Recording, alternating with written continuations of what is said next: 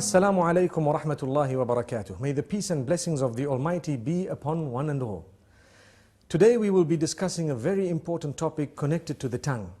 The tongue, as you know, is a gift of the Almighty. It is very small in size, but it can create so much havoc and it can cause so much damage that more than any other organ of the body. So it's important for us to know that the Almighty has created this tongue. You know, some scholars say so beautifully, He has put 32 guards that are so sharp around that tongue so that we think 32 times before we actually utter.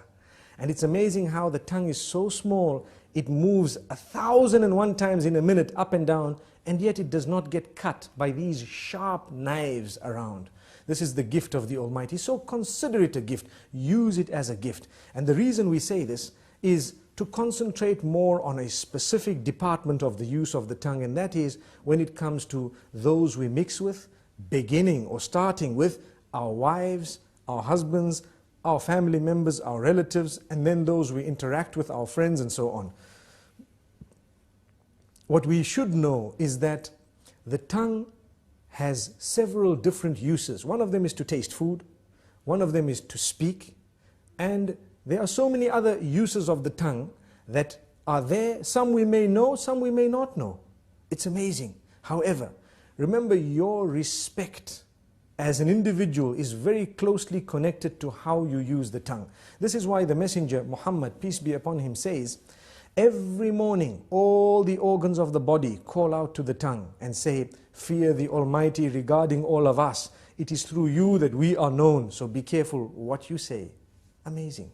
Which means I have hands, I have legs, I have a brain, I have eyes, my whole body, my entire image, my identification. I am known as a good or a bad person based primarily on how I use my tongue. Have we ever thought of that? So if I use it correctly, I will be known as an upright individual. If I lie and swear, use vulgar language, scream and shout, they will know me as a bad person. But my legs have not committed a sin, my hands have not committed a sin, my hair and all the other parts of my body have committed no sin. The sin is committed by the tongue.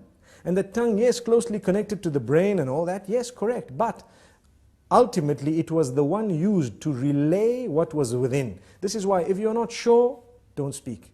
Speak when you're sure. Think about it, think twice. I'm sure we've all heard the saying, you've been given one mouth and two ears to speak half that of what you hear. So you hear more and you speak less.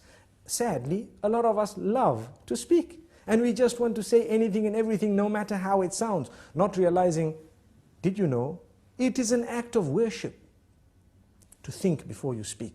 You're actually rewarded, an act of worship.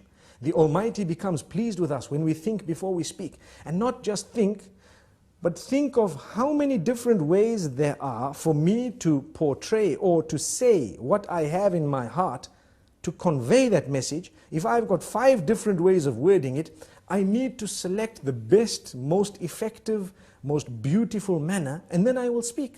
And if I speak using that best and most effective manner, I will automatically be able to please my Maker, and I will definitely cause or create lots of harmony and peace in my surroundings. So very importantly, let's use the tongue correctly.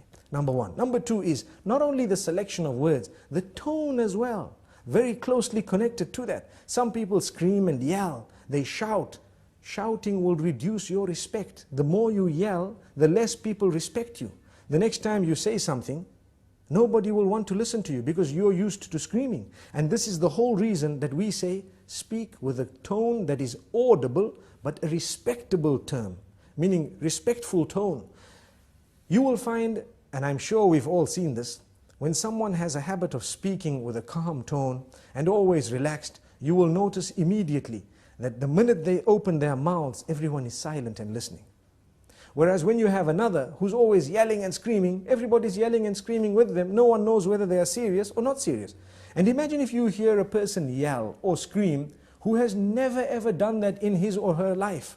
Automatically you would know that this is something very important because this person does not use this type of language or does not scream. Amazing. So This is the importance of the use of the tongue, how it gives the whole image of who we are just by its use. Sometimes a whole company can come crashing because of a CEO making one statement that is negative or bad. And there are examples of that in history where we've seen this happening because of the abuse or misuse of the tongue.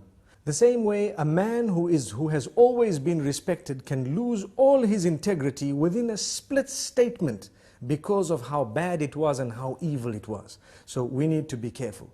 You are known by your tongue. Let us be careful how we use this tongue. We'd like to give a few more examples. Within the home, it is an act of worship to say words, to create the words and to utter words that will bring about a smile on the faces of your children and family members, your spouse primarily.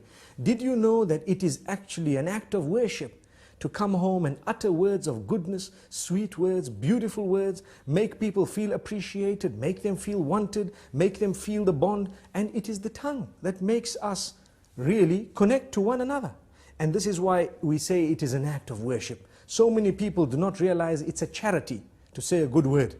A good word is a beautiful charity. We come home, we're silent. Being silent is something that's not good, especially when it comes to those who are waiting for you to say something of your own family. A good word. Yes, when there is a problem, you might want to remain silent for a moment. If you think that that is the best way of solving the problem for now, you might want to speak a little bit later. But even when you choose to speak, say the best words. This is from the messenger, may peace be upon him. And we always tell people charity begins at home. Sometimes we are very careful of our tongues outside the door. Whereas when it comes to in the home, those who work for us, those who live with us, those who are the closest to us in terms of family and so on, they are so worried of us opening our mouths because every other word is a swear word. Every other word is a lie.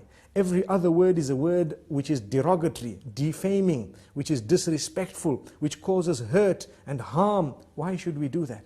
A good Muslim will never utter words that are hurtful to others. There is no need to do that. Even if you disagree, if you disagree with someone, you do not need to utter words that are hurtful to them, belittling them, making them feel like they are not worth it. Sometimes maybe the good statement from your mouth might actually make them change their minds and come on to what you had because you were so good. You came forward so beautifully. This is the religion. This is what we have been taught. Now let's ask ourselves, do we as Muslims really follow these teachings? We call ourselves Muslims. A lot of the times we swear so much that even those who are not Muslim are embarrassed. And it gives the wrong image of the teachings of the beloved messenger. May peace be upon him. And may the peace be upon all the other messengers. We shouldn't be doing this because we have the responsibility of portraying the correct image of the teachings of the Almighty. And these teachings primarily begin with a good tongue. The messenger, when he was sworn, he did not swear back. He never swore back. The swear words never came out of his mouth. He says, a true believer is not he who is vulgar, is not he who speaks hurtful statements, is not he who lies, is not he who utters words that are hurtful to people, words that are incorrect, unjust. So we need to learn from this. Let us learn to be honest, tell the truth. For indeed to lie would be a burden on the shoulders, and it would be a very, very grave burden on the day of judgment.